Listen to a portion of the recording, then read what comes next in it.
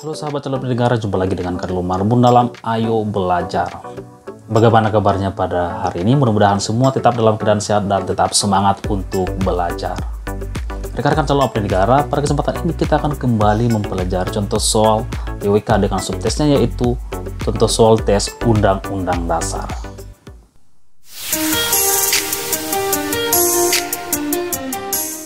Rekan-rekan calon pendengar, sebelum kita mulai membahas contoh soal tes Undang-Undang Dasarnya, saya tidak henti-hentinya mengatakan kepada rekan supaya pembelajaran yang diikuti tetap maksimal. Ada baiknya rekan-rekan memfast videonya dengan memfast video ini sebelum jawabannya saya keluarkan. Sekaligus ini bisa menjadi simulasi Anda mengerjakan contoh soal tes Undang-Undang Dasar, sehingga rekan-rekan dapat mengukur kemampuan Anda dalam setiap mengikuti pembelajarannya.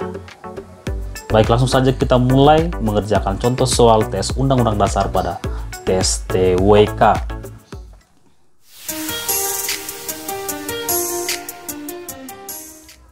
Soal tes Undang-Undang Dasar 1945 pada tes TWK. Soal nomor 1. Amandemen Undang-Undang Dasar 1945 dilakukan agar Undang-Undang Dasar 1945 sesuai dengan perkembangan zaman. Adanya amandemen membuat batang tubuh mengalami perubahan. Setelah amandemen, batang tubuh terdiri atas A. 20 bab, 37 pasal, 194 ayat, 3 pasal aturan peralihan, dan 2 aturan tambahan. B. 16 bab, 37 pasal, 4 aturan peralihan, dan 2 aturan tambahan serta penjelasan. C. 22 bab, 37 pasal, 2 aturan peralihan, dan 2 aturan tambahan. E. 20 bab, 37 pasal, 4 aturan peralihan, dan 2 pasal aturan tambahan serta penjelasan. E. 16 bab, 37 pasal, 3 aturan peralihan, dan 2 pasal aturan tambahan. Silakan dijawab. Dan jawabannya adalah A, yaitu 20 bab, 37 pasal, 194 ayat, 3 pasal aturan peralihan, dan 2 aturan tambahan. Jadi setelah amandemen ada 20 bab, 37 pasal, 194 ayat, dan 3 pasal aturan peralihan, dan 2 aturan tambahan. Mari kita lihat pembahasannya. Undang-Undang Dasar 1945 telah mengalami perubahan 4 kali amandemen. Sebelum amandemen, Undang-Undang Dasar 1945 terdiri atas 16 bab, 37 pasal, 4 aturan peralihan, dan 2 aturan tambahan, serta penjelasan. Setelah amandemen, batang tubuh berubah menjadi 20 bab, 37 pasal, 194 ayat, 3 aturan peralihan, dan 2 aturan tambahan. Jadi jelas di soal nomor 1 itu jawabannya adalah A. Lanjut kita ke soal nomor 2. Undang-Undang Dasar 1945 mempunyai beberapa fungsi untuk negara. Sebagai hukum tertinggi, Undang-Undang Dasar 1945 sebagai hukum tertinggi, Undang-Undang Dasar 1945 berfungsi sebagai A. Mengikat seluruh warga negara. B. Sebagai acuan dan alat untuk mengontrol seluruh norma dan peraturan yang berlaku. C. Memuat tugas lembaga negara dan pelaksanaannya. D. Untuk menentukan lembaga negara. E. Menentukan kehidupan negara ke depannya. Silakan dijawab. Fungsi Undang-Undang Dasar 1945 sebagai hukum tertinggi. Dan jawabannya adalah B, yaitu sebagai acuan dan alat untuk mengontrol seluruh norma dan peraturan yang berlaku. Mari kita lihat pembahasannya. Salah satu fungsi Undang-Undang Dasar 1945 adalah sebagai sumber hukum tertinggi di Indonesia, sehingga peraturan yang ada di bawahnya harus dibuat berdasarkan Undang-Undang Dasar 1945. Hal ini karena Undang-Undang Dasar 1945 menjadi dasar dan alat untuk mengontrol seluruh norma dan peraturan yang berlaku. Rekan-rekan, supaya lebih memahami soal-soalnya, rekan-rekan juga bisa men-pause video ini dan memperhatikan pembahasannya agar pembahasannya bisa Anda pahami. Lanjut kita ke soal nomor 3. Undang-Undang Dasar 1945 secara resmi dinyatakan sah digunakan sebagai dasar negara Indonesia pada tanggal A. 1 Juni 1945, B. 16 Agustus 1945, C. 18 Agustus 1945, D. 19 Agustus 1945, E. 20 Agustus 1945. Silakan dijawab. Kira-kira Undang-Undang Dasar 1945 itu sah digunakan pada tanggal berapa? Dan jawabannya adalah C, yaitu pada tanggal 18 Agustus 1945. Mari kita lihat pembahasannya. Undang-Undang Dasar 1945 dinyatakan sebagai dasar negara Republik Indonesia pada saat sidang PPKI yang pertama, yaitu pada tanggal 18 Agustus 1945.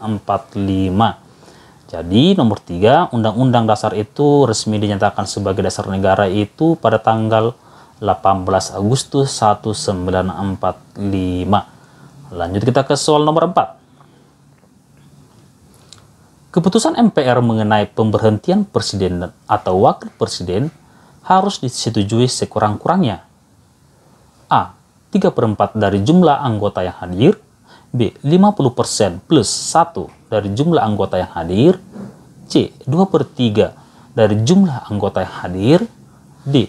50% dari jumlah anggota yang hadir, E. 25% dari jumlah kehadiran. Silakan dijawab. Kira-kira mengenai pemberhentian presiden dan wakil presiden ini disetujui dalam keputusan MPR, kira-kira berapa persen dari anggota atau anggota yang hadir? Dan jawabannya adalah C, yaitu 23 dari jumlah anggota yang hadir. Keputusan MPR mengenai pemberhentian presiden atau wakil presiden harus disetujui sekurang-kurangnya 23 dari jumlah anggota yang hadir. Mari kita lihat pembahasannya. Sesuai dengan pasal 7B ayat 7 dijelaskan bahwa keputusan MPR atas usul pemberhentian presiden dan atau wakil presiden harus diambil dalam rapat paripurna MPR yang dihadiri sekurang-kurangnya 3/4 dari jumlah anggota MPR dan disetujui sekurang-kurangnya 23 dari jumlah anggota yang hadir. Setelah presiden dan wakil presiden diberi kesempatan menyampaikan penjelasan dalam rapat paripurna, itu 23 dari anggota yang hadir dan minimal anggota yang hadir 3/4 dari jumlah anggota MPR agar bisa menghentikan presiden atau wakil presiden. Lanjut kita ke soal nomor 5. Sebelum Undang-Undang Dasar 1945 diamandemen, DPA menjadi salah satu lembaga tinggi negara. Namun, seiring dengan perkembangan zaman, Undang-Undang Dasar 1945 mengalami beberapa kali amandemen, dan DPA pun dihapuskan. Penghapusan DPA terjadi pada saat amandemen A. ke-1, B. ke-2, C. ke-3, D. ke-4, E. ke-5. Silakan dijawab. Dan jawabannya adalah ke-4. DPA dihapus pada amandemen yang ke-4. Mari kita lihat pembahasannya. DPA bertugas memberikan masukan kepada presiden serta berhak mengajukan usul kepada pemerintah. Dari awal pembentukannya, DPA dinilai kurang berarti. Pada amandemen Undang-Undang Dasar 1945 ke-4 terjadi pada tanggal 1 sampai 11 Agustus 2002. DPA pun dihapuskan. Hal ini berdasarkan keputusan Presiden nomor 135/M 2003 pada tanggal 31 Juli 2003. Jadi, DPA dihapuskan pada amandemen yang keempat. Itu jawabannya nomor 5 E keempat. Lanjut kita ke soal nomor 6. Penetapan pertama kali Undang-Undang Dasar 1945 dinyatakan sebagai hukum dasar yang sah dan berlaku di Indonesia dilakukan oleh A. BPUPKI, B. Panitia 9, C. PPKI, D. Presiden, E. Dewan Konstituante. Silahkan dijawab. Jawabannya adalah PPKI.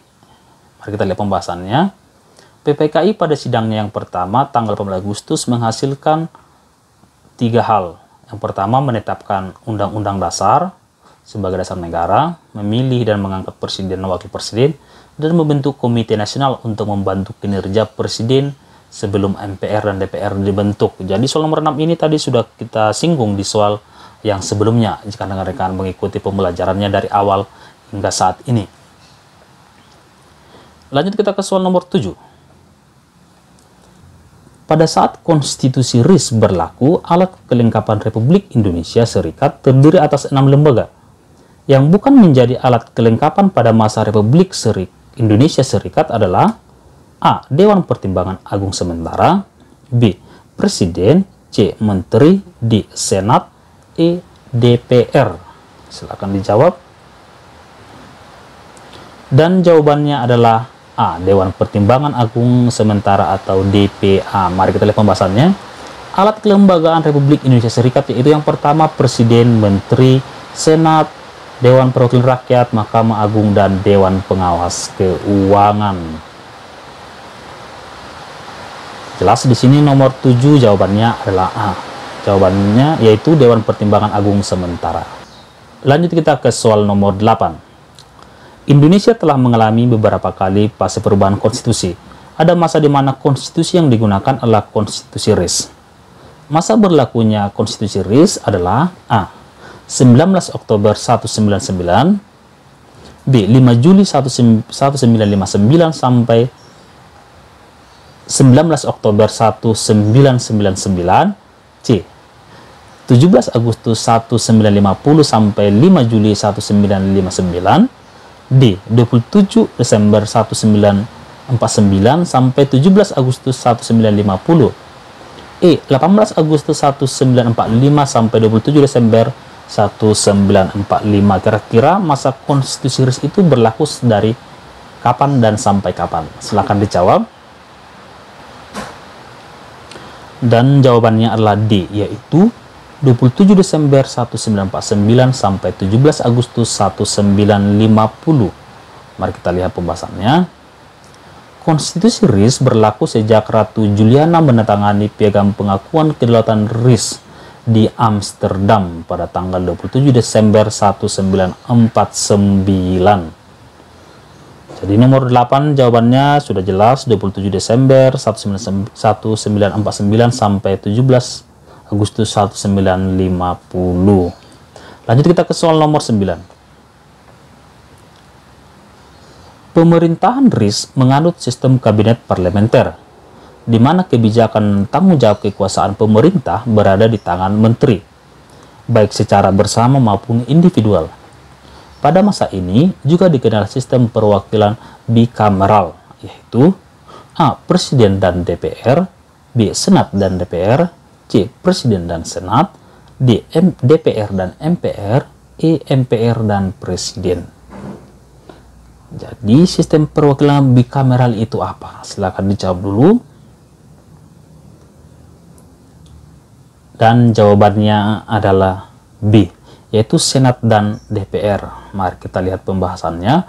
Sistem bikameral adalah praktik pemerintahan menggunakan 2 kamar, yaitu legislatif atau parlementer. Pada saat konstitusi RIS berlaku, yang berlaku yaitu Senat dan DPR. Jadi bikameral itu 2 kamar legislatif. Jadi pada saat konstitusi berlaku, sistem perwakilan kita itu sistem perwakilan bikameral, yaitu Senat dan DPR. Lanjut kita ke soal nomor 10. Pada saat berlakunya Undang-Undang Dasar 1945 pertama kali, yang berkedudukan sebagai pembantu presiden adalah A. Senat, B. Menteri, C. Komite Nasional, D. Perdana Menteri, E. DPR. Silakan dijawab. Yang berkedudukan sebagai pembantu presiden. Dan jawabannya adalah C. Komite Nasional. Mari kita lihat pembahasannya. Komite Nasional ditugaskan untuk membantu presiden karena saat itu MPR dan DPR belum terbentuk. Jadi pada awal kemerdekaan, tugas presiden itu dibantu oleh Komite Nasional. Lanjut kita ke soal nomor 11. Anggota DPR dipilih melalui pemilihan umum. Hal ini diatur dalam Undang-Undang Dasar 1945 yang diamandemen pada tanggal A. 18 Agustus tahun 2000, B. 21 Oktober 1999, C. 11 Agustus tahun 2002, D. 9 November 2001, E. 15 September 2003. Silakan dijawab. MPR dipilih melalui pemilihan umum diatur dalam amandemen undang-undang yang keberapa dan pada tanggal berapa. Dan jawabannya adalah A, yaitu 18 Agustus tahun 2000. Mari kita lihat pembahasannya. Berdasarkan pasal 19 ayat 1, anggota DPR dipilih melalui pemilihan umum. Pasal ini mengalami perubahan pada saat amandemen kedua tanggal 18 Agustus tahun 2000. Lanjut kita ke soal nomor 12. Penyediaan fasilitas pelayanan kesehatan dan fasilitas pelayanan umum yang layak menjadi tanggung jawab negara. Hal ini sesuai dengan pasal A. 33 ayat 4, B. 31 ayat 3, C. 34 ayat 3, D. 34 ayat 2, E. 33 ayat 3. Silakan dijawab.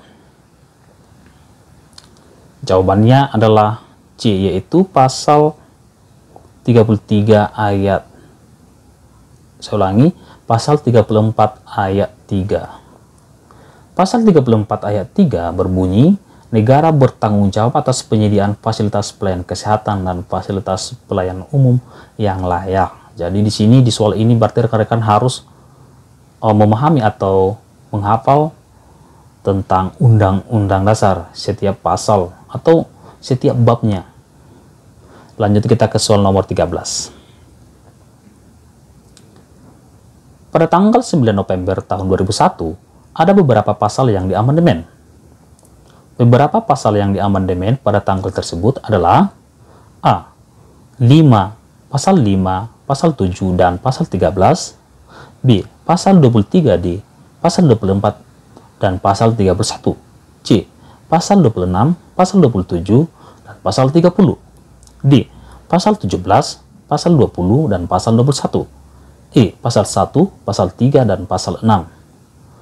Amandemen pada tanggal 2001 itu kira-kira pasal dan amandemen apa? Silakan dijawab. Dan jawabannya adalah E, yaitu pasal 1, pasal 3, dan pasal 6. Mari kita lihat pembahasannya. Pada amandemen ketiga pada tanggal 1 sampai 9 November tahun 2001, pasal-pasal yang mengalami perubahan diantaranya pasal 1, pasal 3, pasal 6, dan selanjutnya bisa rekan-rekan baca di sini dengan mempause videonya. Jadi rekan-rekan, di soal undang-undang itu biasanya sering ditanya itu tentang amandemen dan pasal-pasal yang diubah pada setiap amandemennya. Di amandemen pertama pasal keberapa atau pasal berapa saja pas di amandemen kedua dan seterusnya seperti itu. Lanjut kita ke soal nomor 14.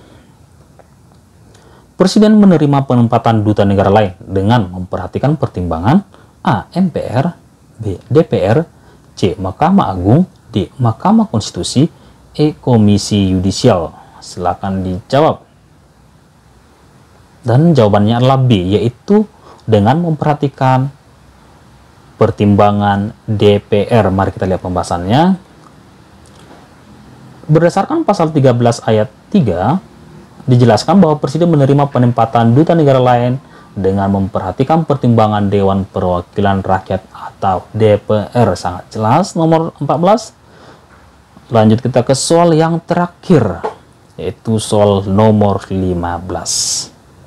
Presiden dan Wakil Presiden memegang jabatan selama 5 tahun dan sesudahnya dapat dipilih kembali dalam jabatan yang sama hanya untuk 1 kali jabatan. Pasal yang mengatur hal ini telah mengalami amandemen sebanyak A. 1 kali, B. 2 kali, C. 3 kali, D. 4 kali, E. 5 kali. Silakan dijawab. Dan jawabannya adalah A, yaitu 1 kali. Mari kita lihat pembahasannya.